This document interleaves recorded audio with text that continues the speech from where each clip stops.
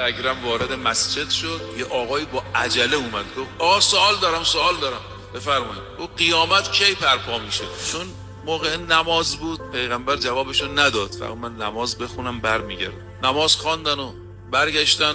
حضرت فرمود کو این آقایی که خیلی هم عجله داشت؟ آقا من بودم. فرمود ما اعددت لها، تو چی برای قیامت آماده کردی که میگی قیامت کی برپا میشه؟ غالبا دانش آموزی سراغ امتحان میگیره که درس خونده، غالبا دانش آموزای تنبل سراغ تاریخ امتحان رو نمیگیرن، چون آماده نیستن. تو که میگی قیامت کی برپا میشه، چی آماده کردی؟ نماز، روزه، حج، چی داری؟ سرشو انداخت پایین. آقا شرمنده، من آدم کم عملیم ولی یه ویژگی دارم، خیلی شما رو دوست دارم. پیغمبر خیلی صاف و ساده است. فرمود منم خوشحالت میکنم. المرء مع من احب، هر که با هر چی که دوست داره روز قیامت محشور میشه. خیلی مهمه. شما امیرالمومنین رو دوست داری، هر که هر چی رو دوست داره با همون محشور میشه.